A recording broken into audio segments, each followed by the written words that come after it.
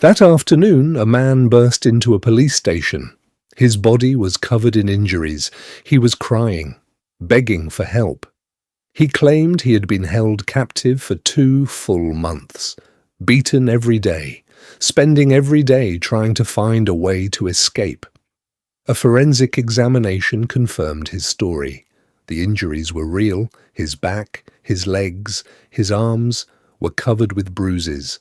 Everyone believed it was a case of unlawful imprisonment, but no one expected that just a few months later, the man who came to the police in tears would be sitting in the defendant's chair, and the crime that ultimately sent him to prison was not the kidnapping, it was fraud.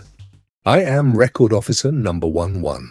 The evidence brought into the archive today is not a wooden club, not a chain, but a bank transaction record, because sometimes injuries can deceive, tears can deceive, but money never does.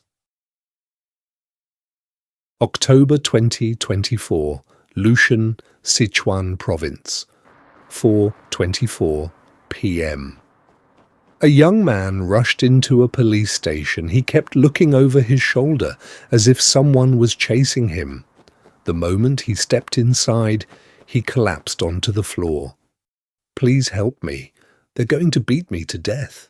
The man's name was Fei Fei. He said he owed more than 500,000 yuan. For the past 2 months, he'd been held captive inside a house by 2 creditors. If they were dissatisfied with anything, they beat him. A forensic examination was carried out immediately. The results were shocking. Large areas of bruising covered his body. Fresh injuries overlapped with older ones. Clear signs of prolonged physical abuse. Police then searched the house he had described. What they found matched his account almost exactly. An iron gate, windows sealed shut, ropes, wooden clubs, and clear evidence that someone had been living there for a long time. Every piece of evidence pointed to one conclusion: Fei Fei was the victim. After police arrested Xiao Wei and Xiao Nan, both admitted that they had beaten Fei Fei. They also admitted to keeping him with them. But what they said next left the interrogation room in silence. "Officer, we're the ones who were scammed." At first, the investigators assumed they were making excuses. But as the investigation continued, more and more strange details emerged. Fei Fei claimed he owed them more than 500,000 yuan, but when police examined the bank records, they discovered that Xiao Wei and Xiao Nan had transferred more than 800,000 yuan in total. Even more puzzling, while Fei Fei was supposedly being held captive, they were still sending him money. The earlier loans had never been repaid, yet new money kept flowing into his account. This didn't look like debt collection, it looked more like an investment. At that moment, the task force realized something about this case didn't add up. Where did the money go? Police began following the money trail. What they discovered changed everything. None of the money had gone into Fei Fei's bank account. Every transfer was sent to a different bank card, a different recipient. But in the end, every payment led to the same destination, an overseas website. When investigators gained access to the platform's records, the truth finally emerged. It wasn't an investment platform at all. It was an online gambling website. And Fei Fei had been gambling there for more than 700 days. His total losses had exceeded 2 million yuan. At that moment, the case took its first complete turn. The creditors had never been investing. They had been feeding the addiction of a compulsive gambler. Fei Fei hadn't always lived like this. He once had a house, a car, and a business. Then he became addicted to online gambling. He lost everything, but he refused to accept it. He kept believing the next bet would win it all back. So He started borrowing money. He told people he was investing in cryptocurrency. Invest 10,000 yuan. Get back 20,000. To gain their trust, he made sure the first investors made money. He borrowed 20,000 yuan and repaid 40,000. The next time, he borrowed 50,000 yuan and paid them a profit again. For a while, people really did make money. Xiao Wei believed him. Xiaonan believed him too. The two of them kept investing.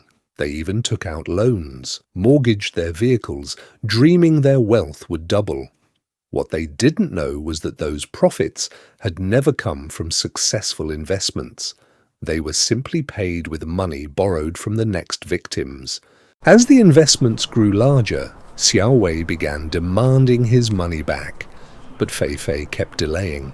Tomorrow, next week. Then it became, the platform has frozen the funds. The account is under review. The system is being upgraded. Just invest a little more, and we'll be able to withdraw everything. So, the creditors kept lending, kept waiting, kept believing, until one day Xiao Wei realized he hadn't made a profit at all. He couldn't even recover his original investment. His anger finally boiled over. They kept Fei Fei by their side, questioned him every day, demanded repayment every day. Eventually, the violence began. But Fei Fei still refused to tell the truth, even after being beaten, even after being held captive.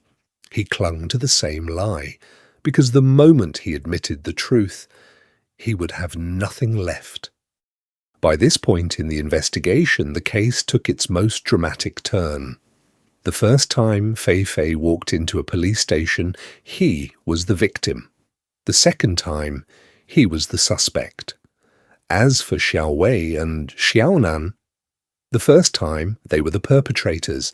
The second time they were victims of fraud. All three of them ended up on the wrong side of the law. No one was completely innocent, and no one was completely right. In 2025, the court delivered its verdict. Fei Fei was found guilty of fraud and sentenced to 7 years and 6 months in prison. Xiao Wei and Xiaonan were convicted of unlawful imprisonment. In the end, everyone lost. One lost his freedom, others lost their future, and others lost hundreds of thousands of yuan in savings. But if you had to ask, who was trapped first? It wasn't the house with the iron door. It was that online gambling account.